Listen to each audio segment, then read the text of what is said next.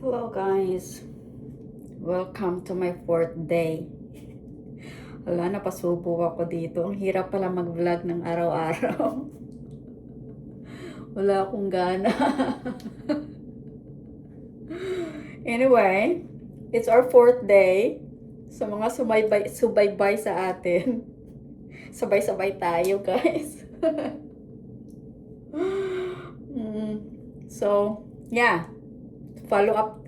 Para ako nawalan ng gana, nawalan ako ng energy. Kasi parang I gave all of my adrenaline yesterday doon sa school. At saka doon sa, nag-isip ako talaga ng malalim tungkol kay Zoe. Bakit siya yung parang binubuli sa school. Although, sasabihin ng iba na, oh, wala yan, maliit lang yan. It's a big deal to me kasi nakikita ko yung changes. And I'm proud na I did it because Zoe felt so proud yesterday in front of the principal. I asked her, I said, I'm so proud of you. And she said, thank you, mommy. So, I think she was waiting for that time na i-confront or, you know, yung feeling na she's hurt, na alam ko yung problema. Ganon. So, yun guys, alam nyo, hindi ako nagtrabaho ngayon. Natatakot ako malaman ni Tommy. Hindi ako nagtrabaho. So, yeah. And I decided, nilagay ko yung aking mga products sa Shopify. I can turn it off kung walang benta. Kung walang maibenta sa Shopify. Binigyan ako ng 3 months. I have to pay $1 para mag-bump up sa ating negosyo. We'll see kung bibil nila ako ng May, kung mayroong progress.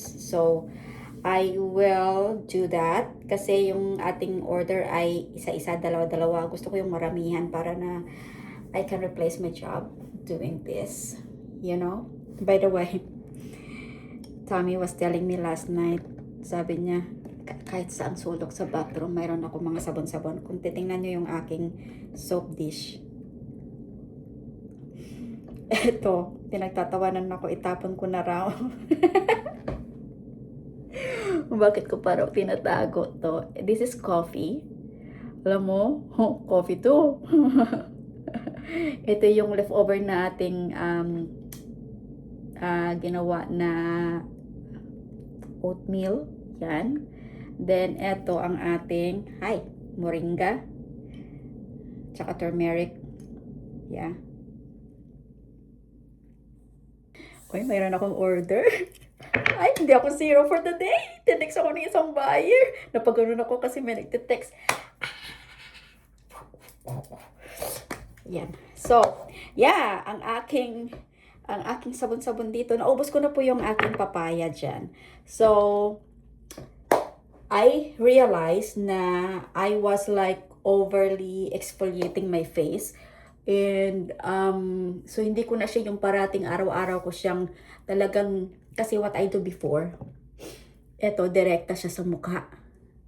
So, hindi yata pwede. So, ang ginawa ko, ito na lang, ginaganon-ganon ko din. Binabrush ko siya, yung parang sa shaver, ganon. Yeah.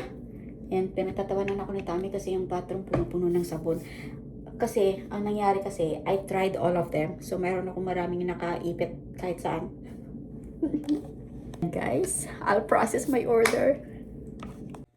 Pasilip ko pala sa inyo yung aking ginawang glycerin yesterday, guys. So, tinulungan ako ni Tommy nito kasi kailangan ko siyang strain.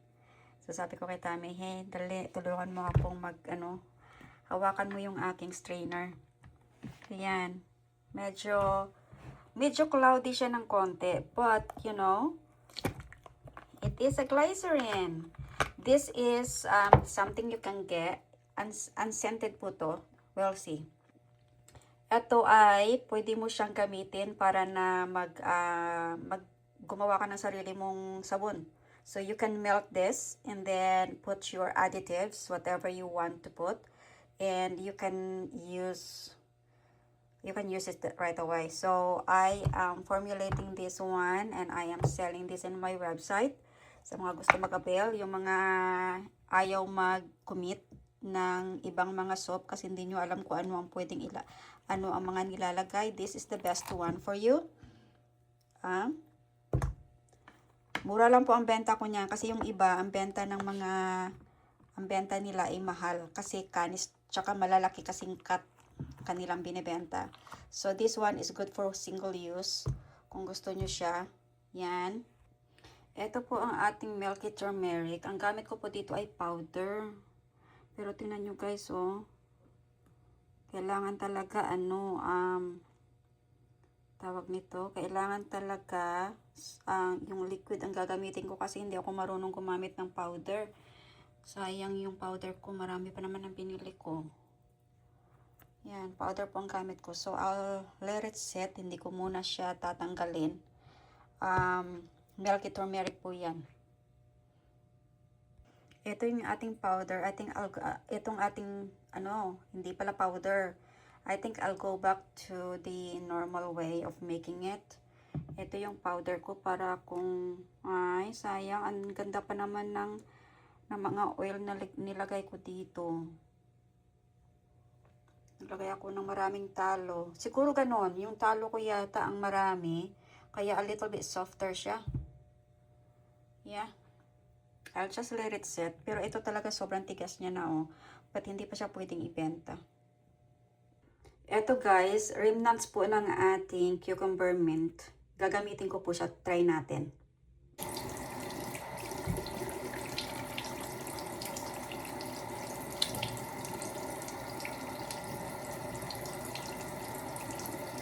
Subtle po ang kanyang amoy. Hindi po siya yung parang sobrang strong ng peppermint. Kasi ang nalagay ko dito ay talagang tunay na mint, tsaka tunay na cucumber. Yung cucumber extract, tsaka yung mint na dahon. So, hindi po siya yung parang sobrang menthol. But, it has may cooling po siya. Parang mapapansin mo siya na parang may menthol sa skin mo. Yeah. I think I like this one sa shower.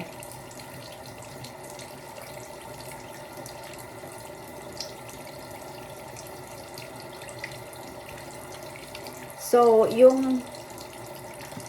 nadagdagan yung ating koleksyon. So, normally, pagka mayroong mga ibang mga soap makers na talagang very heavy sa kanilang scents, sa kanilang essential oils na ginagamit sa mga pabango. Iba yung sa akin kasi I tried those, especially the Zumba bar. Sobrang strong. Talaga para kang mahimatay sa sobrang ng amoy. So, I just like try to create yung soap na talagang natural scent yung lumalabas. So, halimbawa, pagka gumagamit ka kasi ng papaya tsaka carrot combine, mayroon siyang nire-release na natural scent sa sabon. Same with this cucumber and mint. Meron siyang parang ang sarap kainin. Meron siyang nire-release ng sarili niyang amoy. Ganun. So, yan ang gusto ko. Yan ang gusto ko. And why it is imperfect soap? Kasi hindi lahat ng sabon na kinakat natin ay pare-parehas. Hindi po siya lahat. Although, halimbawa, kagaya ng turmeric natin, di ba? I have the same recipe. Dahil sa gumamit ako ng powder, iba yung outcome. So, although the same recipe, the same yung intention mo na gumawa ka ng milky turmeric, but you use two different kinds of additives. Yung unang ginamit ko ay liquid na goat milk. Yung isang ginamit ko ay powder. So, hindi siya parehas yung kanyang texture, hindi parehas yung kanyang kalalabasan. That's why I say na yung aking website ay imperfect soap kasi hindi lahat ng handmade na soap ay pare-parehas po ang labas. Ganun. Ay, ang sarap niya ha. Ang sarap niya. Yeah.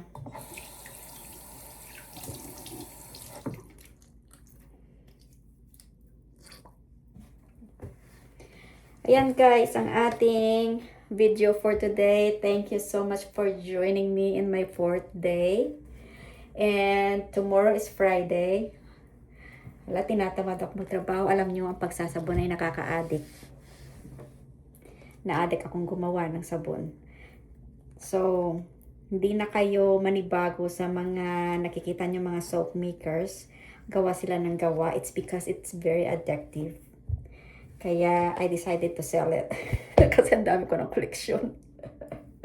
Alright guys, I'll see you tomorrow. I hope I can make it to my 30th day vlogging. I mean like daily vlogging in YouTube. Ating napasubo ako dito sa challenge ko. But since I started, I have to keep going. Ang hirap pala mag-video ng araw-araw. Yan. Thank you so much. Have a good day. I hope you guys will visit my website. Just visit if you want. But if there's anything that you like, please consider checking out. It is my introductory price. After probably 3 months, I have to bump up my prices. It's because for now, everything is free. Wala akong binabayaran. So I'm just like putting out my products out in the market. Thank you. Have a good day. Bye-bye.